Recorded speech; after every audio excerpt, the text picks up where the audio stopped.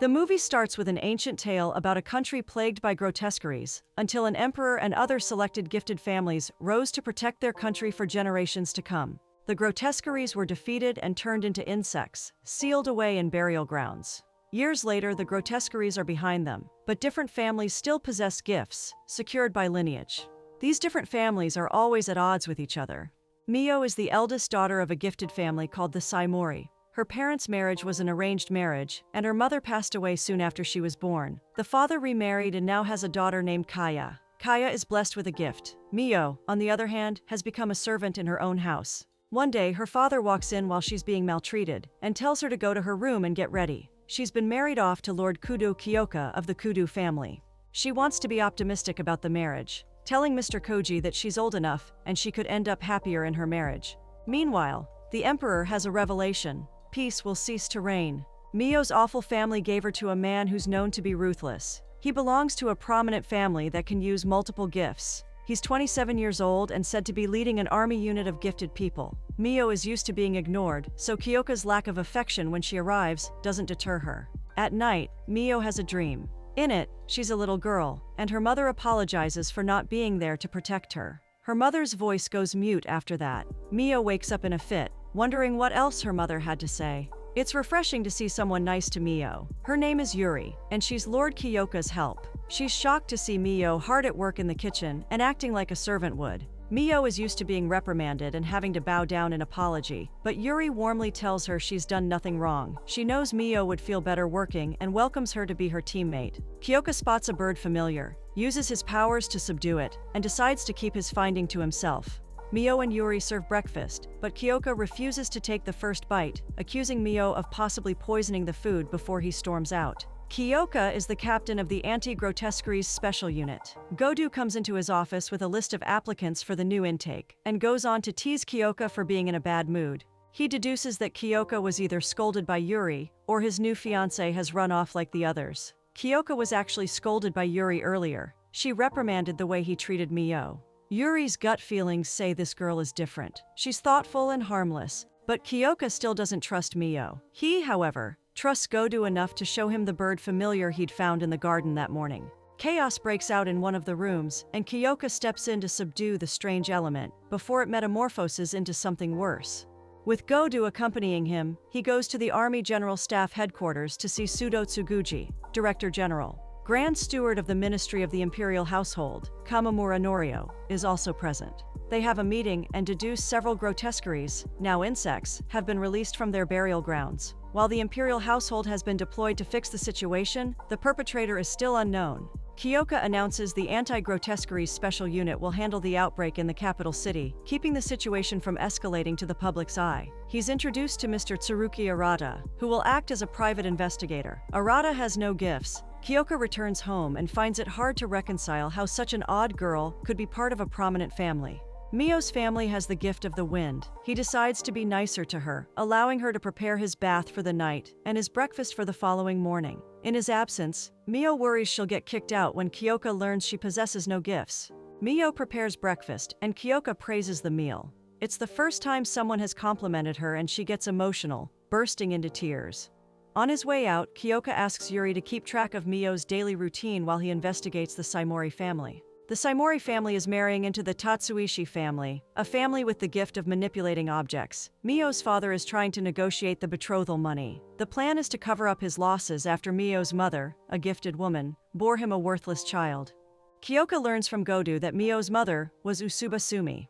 The Usaba family has gone into hiding, and for a valid reason too.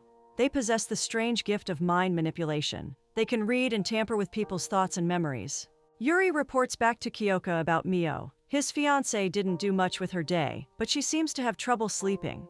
Kyoka asks Mio if she would like to accompany him to the city on his next day off. Mio has never been to the city and is quite nervous about it. Yuri dolls Mio up, dressing her in a new kimono and makeup. Over lunch at a prestigious restaurant, the couple discuss their background. Sumi passed on when Mio was just 2, but Mio remembers her kimono, with the shade and length of her hair. Kyoka has an absent mother. Yuri raised him and his sister. He encourages Mio to have higher self-esteem and speak her mind, as that would make him much happier than her constant apologies. She's used to casting down her gaze, but Kyoka expects her to keep her head up. Mio knows that she's falling for this man.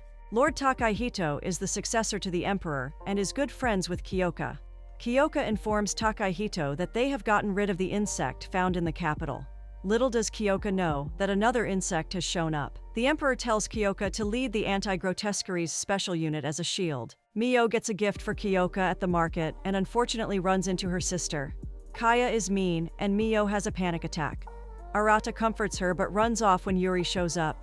Kyoka visits the Saimori household and refuses them compensation unless they apologize to Mio for maltreating her. If they refuse, he'll cut family ties. Kaya sees Kyoka on his way out and is instantly mesmerized. At night, Kyoka finds Mio having a nightmare. She can't hear him, too busy struggling in her sleep, but he promises her that her pain will go away. Mio receives a visitor.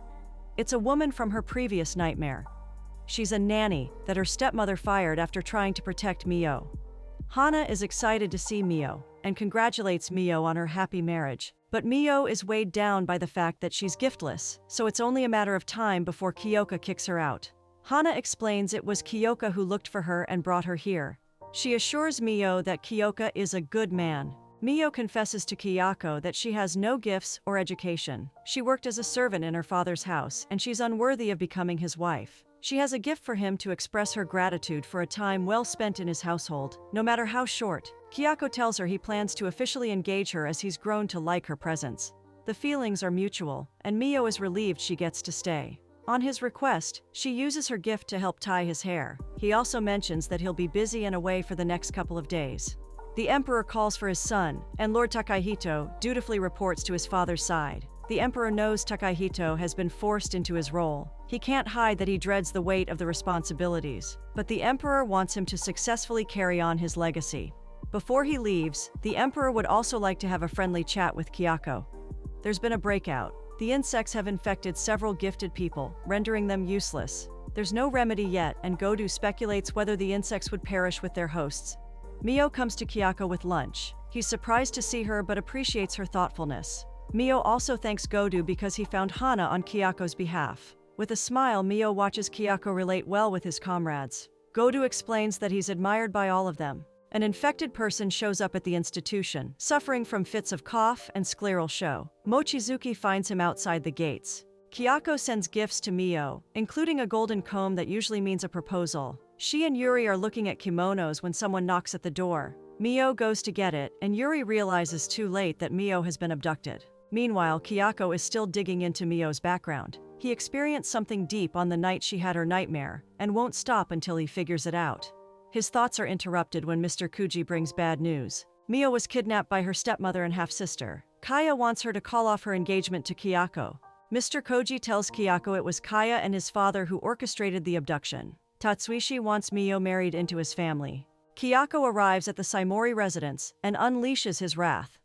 In his quest to find Mio, he encounters Tatsuishi and defeats him. Tatsuishi becomes infected. Kayako finally finds and retrieves Mio. Tatsuishi will be taken to the headquarters, and the Saimori house is left in ruins from the brief battle. Mochizuki has been infected, but no one has caught on yet. The Saimori family moves to a private house in the countryside, while Tatsuishi's eldest son becomes head of his house and works under Kudo. Arata visits Kayaka's home. Mio thanks him for his help at the market, but Yuri senses that Kayaka is uncomfortable with Arata around. On his way out, Arata reveals he's the one who sent the bird familiar that Kayaka found. He tells Kayaka that if he wants to save Mio, then Kayaka has to bring her to him. After finding Tsuruki's name under the Usaba lineage and comforting Mio after a nightmare, Kayaka takes her to Tsuruki Arata. Tsuruki is a pseudonym and Mio gets to meet her grandfather, meaning Arata is her cousin. Mio has been having nightmares because of inherited power from the Usaba lineage. She has to stay behind so her family can help her manage it, or else she'll perish. Mio doesn't want to leave Kayaka's side, but he reminds her that she has to do what he says. Arata likes Mio and thinks they should get married to preserve their bloodline. Her mother married outside her lineage, so her family could receive financial support from the Saimori family. Kayaka quickly returns to base after learning that the Imperial Household Army unit has been infected. The plague hasn't gotten to civilians, and Kayaka lets Godu know that they have to do everything possible to control the outbreak. Mio overhears that the anti-grotesqueries special unit is fighting for its life. She panics and accidentally hurts Arata with her powers. Her grandfather explains she's a Dreamweaver. She can lure people into the dream world to manipulate their dreams. Her power is peculiar even in her lineage. Mio doesn't understand how she can be gifted when she can't see a grotesquerie. So her grandfather explains that their lineage was born to keep gifted people under control, not to fight grotesqueries. Mio can't return to Kyoka because the Emperor gave an order against it. He knows about the Dreamweaver, a more powerful force than even him, the Emperor. Should Kyoka join forces with the Saimori family, then he could become a big threat to the new Emperor. The Emperor lured Kyoka to a battlefield he hoped would end him, so his son would not face possible displacement from the royal regime. Kyoka eliminates a friend on the battlefield against his wish. He's fighting to subdue and not hurt anyone, but things are getting out of hand. Meanwhile, Lord Takahito figures out it's his father's doctor who exposed the burial grounds. The doctor had also been poisoning the Emperor. Mio runs off to help her man. Godu has been infected, and it's taking a toll on Kyoka. She remembers what her grandfather said and transcends into the spirit world. She yells out to Kyoka to cut the grotesqueries out of their hosts with his katana, freeing his friends. Mio sees her mother, but decides it's not time to be with her yet. Arata's job is to protect the Dreamweaver, no matter how reckless she's been. He offers himself so she can draw energy from him and keep living. Takahito and Kyoka remain friends. Kyoka holds no grudges and trusts the new emperor to right the wrongs of the old. Kyoka makes his intentions known to Mio. He wants her to be his wife, and Mio cheerily agrees.